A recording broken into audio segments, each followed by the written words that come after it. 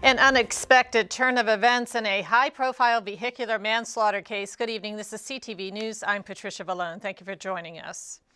Well, a case that many had been watching ends with quite a twist today. A verdict was expected at any moment, but instead the judge declared a mistrial in the Neal case. Neal was charged with vehicular manslaughter in the death of Officer Adrian Morris. Denise Douglas has the latest developments and reaction from the courthouse in Upper Marlboro. Without saying a word, jurors in the Neal trial rushed out of the courthouse.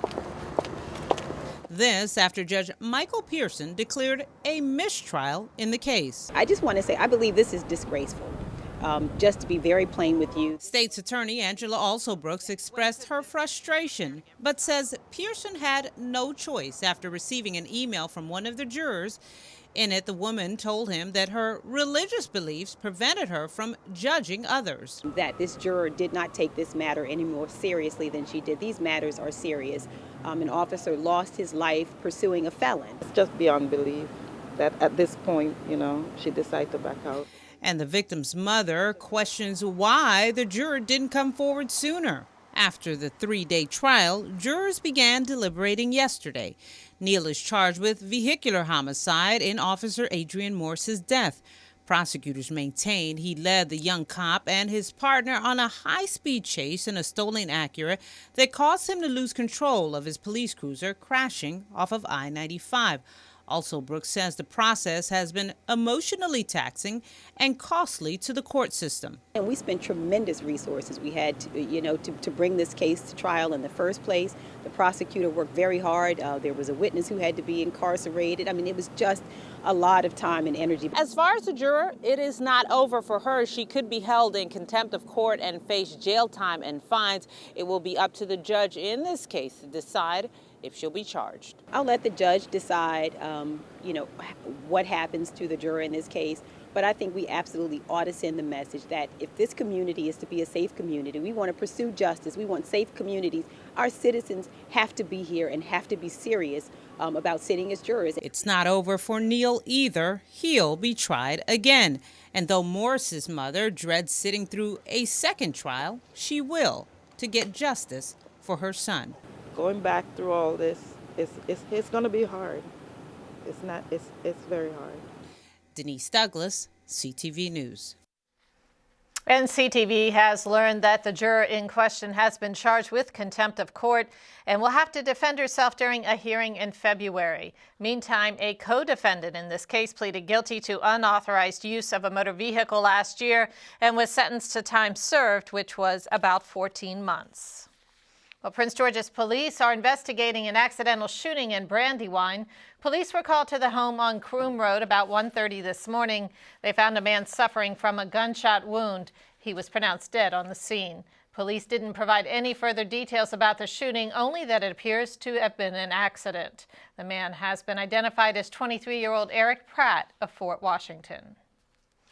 Well, there is an upside to the cold weather we've been experiencing over the last several days. It's allowed the Prince George's Fire Department to conduct live ice rescue training. CTV's Darcy Spencer went out on the ice with rescuers this afternoon and has this report. Goes out, but you also don't want to have a whole bunch of A Prince George's County firefighter crawls across the ice at the waterfront in Bladensburg. This freezing cold weather providing the perfect opportunity to conduct ice rescue training on the Anacostia. Ice rescue is recognized as a technical rescue specialty. We don't get a chance to train in it very often, and luckily it occurs very infrequently. So when it gets cold like this, we want to both be prepared for it as well as take advantage of the training opportunity. From the shore. During the training, the firefighter turns, lowers himself into a hole in the river ice, pulls himself out using ice picks, then makes his way to the shoreline. Their suits are fully insulated. In fact, you can't even feel the cold. Safety is a top concern during the training. Last year it never got cold enough to have a substantial ice freeze. This year it did. We can take our rescuers, put them out here in a controlled situation, get them trained, get them familiar with it, and then in the event of an emergency, they'll be ready to act. I was provided the opportunity to go out on the ice with these firefighters and see what exactly they're doing. Let's go ahead and suit up. Once I put on the suit, I got on the ice. crawled into the hole, then a fire department captain rescued me.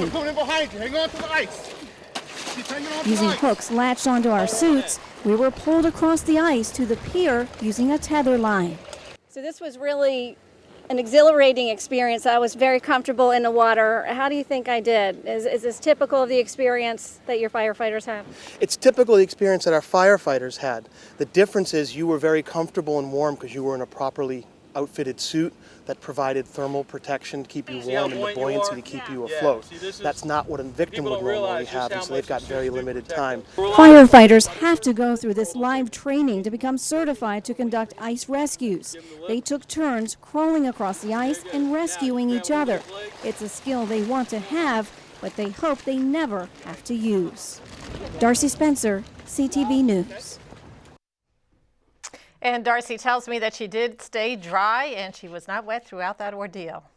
Well, WSSC crews remain busy today working on water main breaks. The agency says crews have repaired 43 pipes since Tuesday and that several dozen are still in line to be fixed. Officials expect water main breaks to continue despite warming temperatures.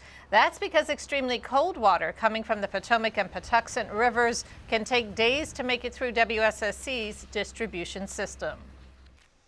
And you are watching CTV News. I'm Patricia Vallone.